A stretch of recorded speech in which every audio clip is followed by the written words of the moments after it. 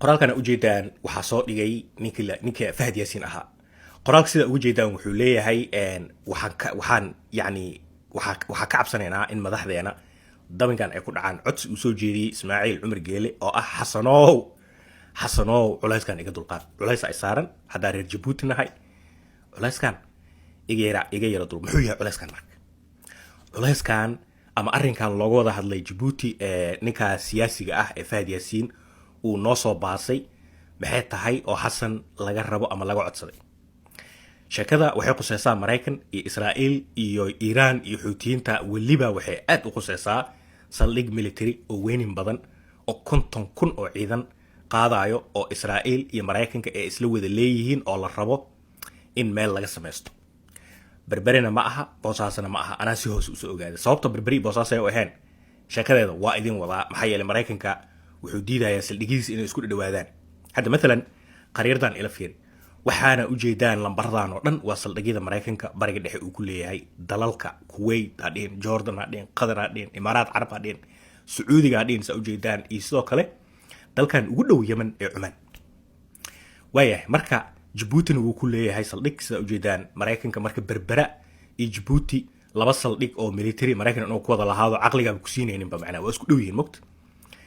sheekada marka hobyo iyo Muqdisho inta u dhaxeyso waa meesha ish lagu hayo. waayahay na soo celiya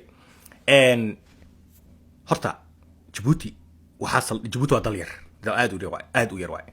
asaga dhan waa labada shabeelle iyo magaalada Muqdisho la isku daray waay. marka Ismaaciil Cumar Geele waxaa la soo hadlay ninka ugu weyn ugu sareeyo Iiraan Ayatullahga la soo hadlay. Ismaaciil Cumar Geele waxaa lagu yiri niyahow saldhiga Mareykanka ugu weyn meeshaas ku yaala.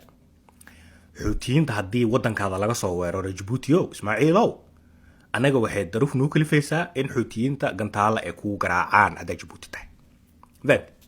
Ismaaciil Cumar Geele wuu yaabay, wuxuu yiri war aniga baabkan inaan galo ma rabo. Mareykan waaga saldhigan Camp Lemonnier loo yaqaano aan siinayay 2002 qorshaha wuxuu ahaay Mareykan dariskayga inuusan taabanin.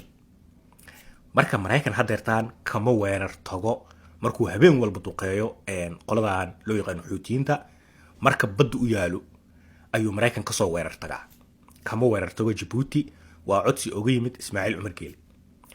marka waxaan rabaa sheekada markay meeshaas marayso ee xamaasad leedahay muuqaalkan yar hal mar irdaa. Chilling warning. The Islamic Republic is weeks, maybe days, away from acquiring an operational nuclear weapon. This stark prediction has sent shockwaves not only through Israel's intelligence apparatus. Iran inay hubka nuclear ka hesho maalmo. Iran inay hubka nuclear ka hesho maalmo bas uga dhiman. 2 isbuuc ka hor ninka Donald Trump baa warqad u qoray asoo ka argagaxsan sheekadan Iran in mar dhow ay ku dhawaaqi doonto inay ka mid tahay dalalka feeraha waaweyn ee hubka nuclear ka sameystay. Mareykan iyo Israa'iilna way ka dhintaan arrinkaas. Trump markuu warqad u qoray, warqad waxaa loo qoray Ayatollah ninka ugu sareeyo hogaamiyaha Iran. warqad waxaa ku qornay Ayatollah wada hadal aan galno, haddaa diidid wada hadal waxay tegaysaa in quwad military iyo xoog iyo awood inaa ku garaaco bamba ku garaaco toos u dhaay Trump. waa loo soo jawaabay Trump, Ayatollah u soo jawaabay, waxaa la dhahay saaxiib seefta gal kala baxay, wax alaal iyo waxa rabtid soo daa. isla markii Trump warqadii Ayatollah diidmada ahayd codsiga Mareykanka, markuu Trump warqadii helay maalinka ku xigtay diyaaradahan waaweyn bamka xambaaro B2ga ayaa waxaa laga dejiyay Diego Garcia, jasiirad ku taalo badda Indian Ocean-ka dhex bartamaheeda laga dejiyay.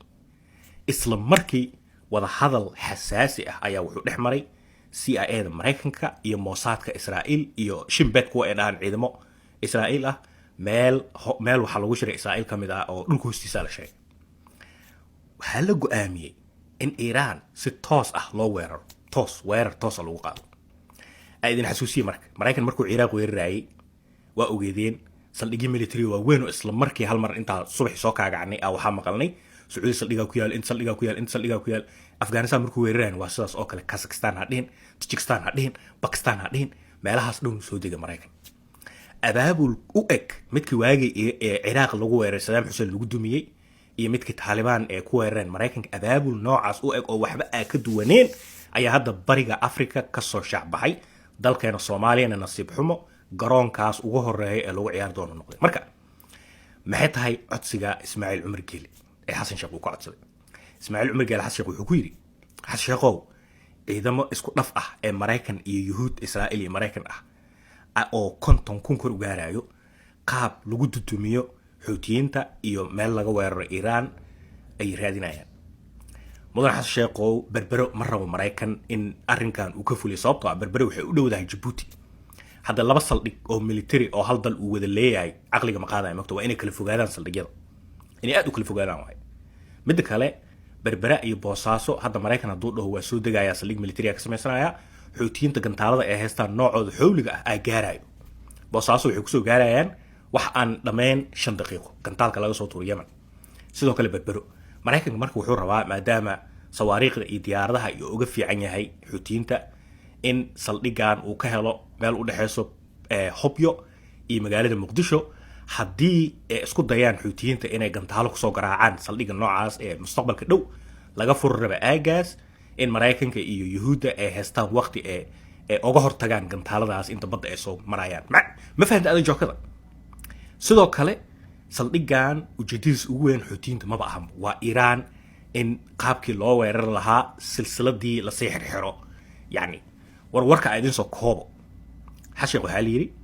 saldhig ma u haysaa oo berbera iyo aan ahayn boosaaso saldhig military oo ciidamo Israa'iil ciidamo Mareykan isku dhaf ah ee maamuli doonaan oo lease ah oo sanadkii 70 milyan ee dollar ay kugu siinayaan oo kira ah sababta waxay tahay Djibouti Mareykan wuxuu siiyaa 70 milyan oo dollar sanadkii waa sababta ugu weyn Ismaaciil Cumar Geele وعلاش وحقد وجعليها مريكان إنه ماشي صحفري شينها ماشي صليه كلية مريكان كانوا حرة بحجير إنه كسر درقة شينها ما دام شينها بس سنمديس إيجاجوس كي تكنولوجيا وكوفي عنا هذا درتان وروركا وكاسا صليك ملتري أيها ربا إذا إسرائيل إذا مريكان أسقط دفعة هبيو المقدش أنت قول حيصو لجا هبايو تقال كان صوص صعدة إن مركا حسب ما أقبلي مديدي Xuutiyiinta sida uga badbaadi doona waxa soo dhan aniga joogteeda ma hayo